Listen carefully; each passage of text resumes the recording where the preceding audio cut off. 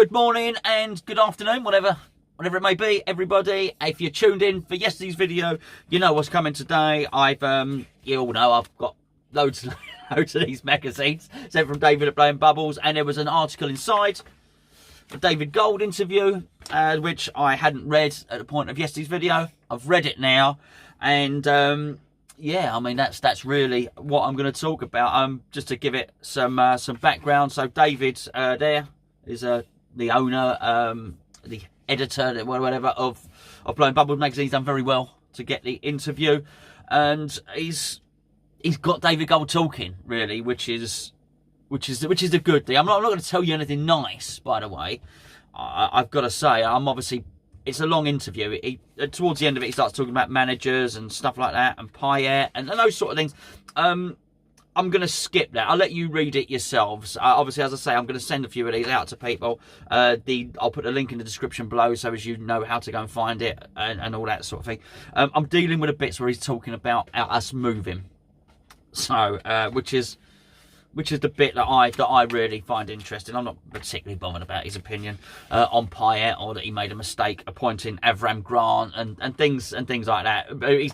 He basically says Avram Grant interviewed really well and all that sort of stuff. But you can actually see there, I've actually highlighted in yellow the bits that I want to talk about. Now, I've got to apologise for these hideous glasses that I'm about to put on. These are me readers, and do you know what happened? The lens in my normal readers, because I quite like glasses with a blue frame and the rest of it. The lens popped out, and I thought like that. And I just couldn't read. So I've got to take off my nice glasses and put on. These were from Poundland. Guess how much they cost. These are from Poundland. They're nasty. They're plasticky. Not nice, but I need them to read. Anyway, so here we go.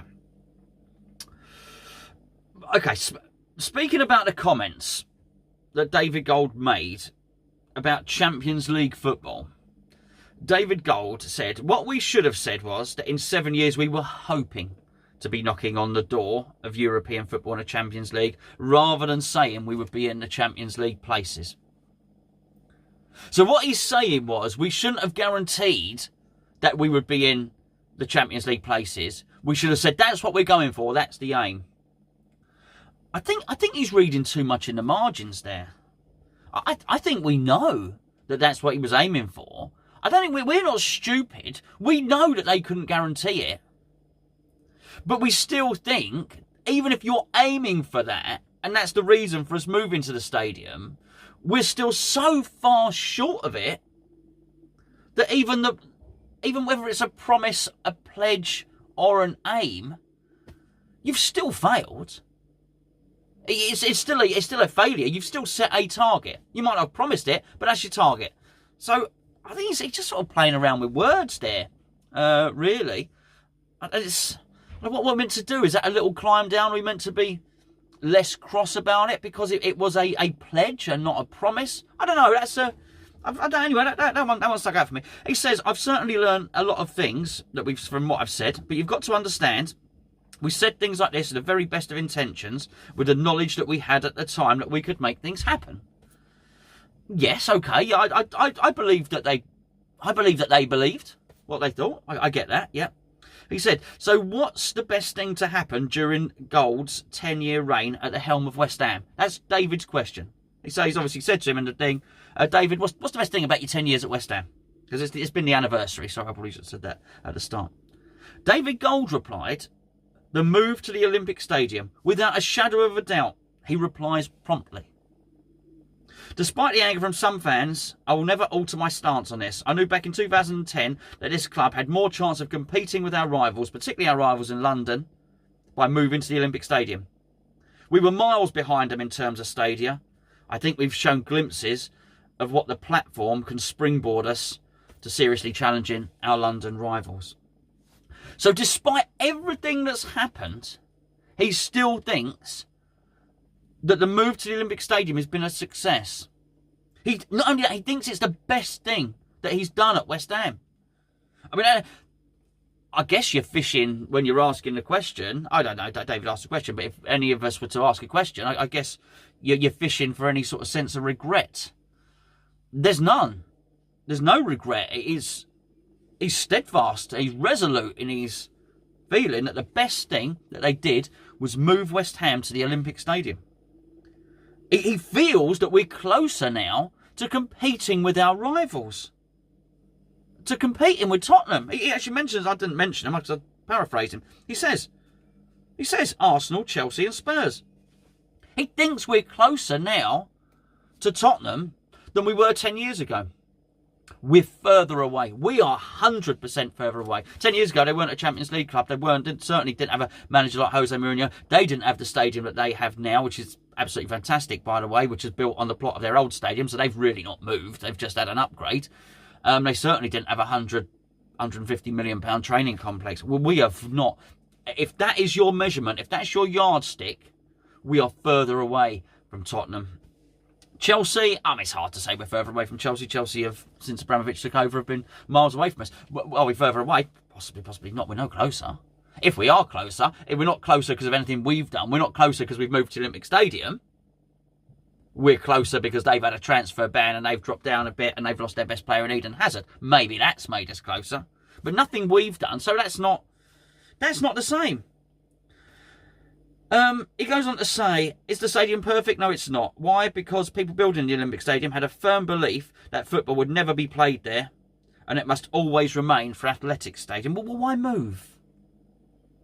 From where we sit, there's like 20 yards. That sounds like my daughter. There's like 20, not 20 yards, there's like 20 yards that the stadium could have been brought forward. Had the hop, skip and the jump been placed on the other side. I think it means the triple jump. It's called the triple jump. The hop, skip and the jump have been placed on the other side. How many people really watch hop, skip and jump? Seriously. Well, I imagine people that are interested probably call it the triple jump, by the way. And let's be fair, it is an athletic stadium. You can't pick and choose athletics. You can't say, oh, well, you can have the running bit, but all the throwing and the jumping, no, let's just get rid of all that stuff. It's like going to a cricket match and say, I like the batting, but the old bowling's no good. You want to get rid of that. I mean, it's a ludicrous thing to say. It's an athletic stadium. There is going to be a sand pit. Well, there's going to be 2 sand pits. I mean, it's as simple as that, really. There's going to be some water jumps, and because that's it. It's an athletic stadium. He said this left us with a legacy of a gap from the first row of the seats to the pitch side. We're going to get onto his comments on the seating in a minute about the seat. Do you remember the clip about the seating being close? Him saying that the seats at the Olympic Stadium will be no further away than they are at Upton Park. He said, but anyway, so that aside, we've got to come to realisation, and I think many fans have, that this is our stadium. But it's not our stadium. We rent it. It's not our stadium. It's really not our stadium at all. This is our future. This is our opportunity. It's our future. It's our opportunity. We don't even get to do the naming rights on the stadium. And here's the thing. He said, as a bonus to moving to the stadium, we're certainly not burdened with £1 billion worth of debt either. Well, that's being tricksy with language again. We never were burdened with £1 billion worth of debt. That's the first thing. I mean, I do like to go on about that. We never had £1 billion worth of debt. Did we? So, I mean, he's talking about had we have built our own stadium, we would have owed £1 billion. There's no way we would have built a stadium like that. There's just no way we would have done it. And if you did, it wouldn't have cost £1 billion anyway. We just would not have done that. So to say we've got £1 billion worth of stadium for free is nonsense. We've got a rented athletic stadium. A brilliant athletic stadium. Let me say, Olympics was brilliant. Athletics in that stadium is brilliant. I was one of the lucky ones. I got lots of tickets. I went. Fantastic. But as a football stadium, it's not. It's not. It's not worth £1 billion. It's not worth tuppence in that sense. Nobody would have built a football stadium like that. He goes on to say, hope what we can do in the future is negotiate and ensure the stadium is only used for football. Good luck with that one. because they've just arranged a load of new baseball events for that. I mean, and that makes a massive loss. If you remember, they don't even use turf from England. They import the turf from the States. The soil from the States. It's expensive, makes a loss, massive loss. The stadium continues to make a loss. I mean, that stadium makes so much of a loss. I think we might be forced to take it over. If we're not interested in taking it over, by the way, then make no mistake about it. There could come a point where we refuse to take it over, but also the government refused to keep funding it. Or it's not, the mayor's office. It comes out the mayor's budget. It comes out the London budget. They may just decide to stop funding it. We might, what is it? The Armageddon scenario, in many respects, is that we have nowhere to play because they can't afford it. They're sick of ploughing and subsidising it by 30 million every year because, quite frankly, that money can be better spent on police, hospitals, roads, TRL, Crossrail, whatever you want. That 30 million is better spent elsewhere. And they say to us, "Oh, you have the stadium." We turn around and say, "Actually, we can't afford it. It makes a massive loss." Then what do we do? I mean, that's not a scenario I hear spoken about very often. Anyway, there we go. Cheer you up for Christmas, Christmassy thoughts. Okay, what would Gold have done differently in the past decade? He says, "I wish I'd have kept my mouth shut more. I regret saying that the seats would be this close to the pitch, and then that didn't happen." He said, "It didn't happen because of the roof. We got the largest free supporting roof structure in Europe, but to get it over another 30 row of seats would have cost untold millions, and they just couldn't do it. We understood this, and we had to adjust our expectations accordingly. And that meant we were going to be further away from the pitch on the west side." Oh, where do I start? Well, first of all, let me just deal with the easiest one. West side, every side. West side? Bloody Ali G impression. It's not. It's every side, all sides. But that's that. But this is the one. This is what really gets me.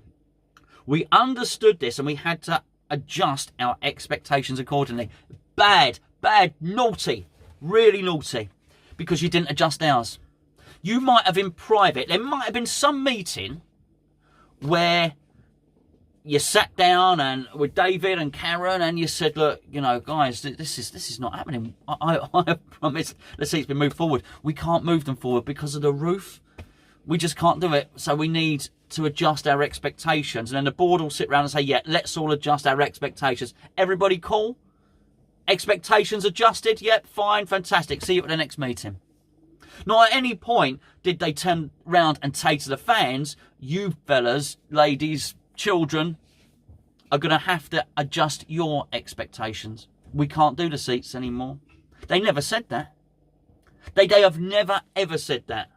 They've never, in fact, the whole expectation thing has never been done. They would do a lot better by actually coming out and making a statement.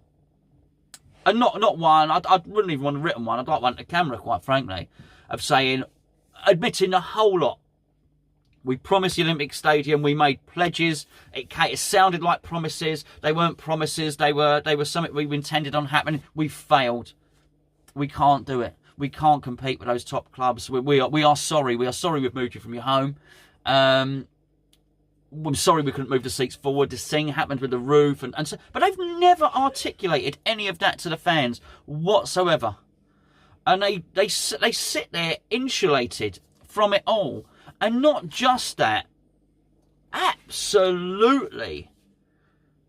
I mean, they're so far away from admitting what they've done wrong and admitting their plan hasn't worked that David Gold still thinks the best thing he's done in his 10 years of chairman is move us from Upton Park to the Olympic Stadium. When the whole move was predicated upon the fact that it would move us closer to the top teams and allow us to compete at the top end of the Premier League. Yet we find ourselves at the bottom of the Premier League. Yet still, and this will be a recent interview. I mean, David would have gone up there, I don't know. I mean, he's got to get it published. He's got to get it printed. Everyone's got to get their articles in. But I'm sure he went up there. I don't know if it says, actually. It didn't say, but he would have been up there in the last 2 or 3 weeks.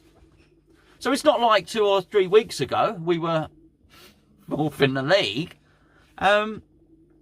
We've been flirting. It's been terrible since Oxford. We've been on our way down. We had a little perked ourselves up slightly for Chelsea, and then back down again. So that's how far removed he is. Anyway, so that's that. That's really what I got. We're at the 15-minute mark. You all know what that means, don't you? You lovely, fine people.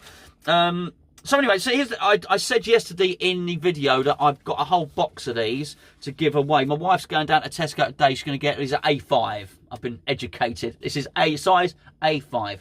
So she's going to go and get me a load of A5 envelopes. I've already got a couple of emails from people who want to who would like me to send them one. I probably can't afford to send out 100, to be perfectly honest with you. And I've got to do it to UK stuff. If you are in the States and you want to pay your own postage, I'll send you one out. We'll sort something out. I'm making this up as I go along, really. I got a message from Chris yesterday on Twitter. Chris is going into hospital for a week, and he said, can I send him one? I certainly will, Chris. I'm very sorry, by the way, to hear that you are so close to Christmas. Going into hospital, mate, but we're sending you what I'll do for you, mate. I've got some backdated ones which are pinned around. I'll send a few out for you to keep you busy. We wish you well. I hope you're out before Christmas, clearly. I've got a couple of other emails from people who said they want one. I'm going to check the chat from yesterday's. I said I'd post out 10. I don't even know how much it costs to post these things. I'll check it out, and I'll get a few sent out. So if you can let me know in this, if you want one, and I'll do the first, whatever, I might do 10, I might do 20. First 10 or 20 people register their interest, I'll send them in. I've not told you the whole story. There's loads more there, by the way. We've got into ex-West Ham employee has got an article in there. My mate Greg's written in it, Emily. There's some few really good articles. Where to go from here is a really good feature, Pub Talk, which is very good. It's a good, you know what? It's a good magazine. This one was quite interesting as well. So yeah, there you go. Actually, that Pochettino one's interesting because it came out. There was leaked. Gio's just sent me a text actually. We've been linked that we're interested in Pochettino. Look at these bloody things. That's better. Well, for me it is anyway. Yeah, so Pochettino, that's crazy. That's crazy talk, isn't it? I think so. I certainly think it is. Anyway, there we go. So, yes, send them through. The email that you need to send them through is hammerschat@gmail.com. If you send us there, obviously we keep your address secret and all the rest of it. Send it to there, and then Gio's just letting me know every time somebody wants a magazine, so then I can get it sent out. We'll get it sent out to you, courtesy of Blowing Bubbles, courtesy of Hammer's Chat. Lovely. Game tomorrow. I'll catch up with you. I'm doing the review. Gio's going to the game. I'm doing a review over on the main channel tomorrow. Maybe news directly afterwards. We don't know. Oh, there you go. That's an interesting one. Which one do you want? No, don't answer that. It's not a poll. We've had enough polls, haven't we, in the last couple of days?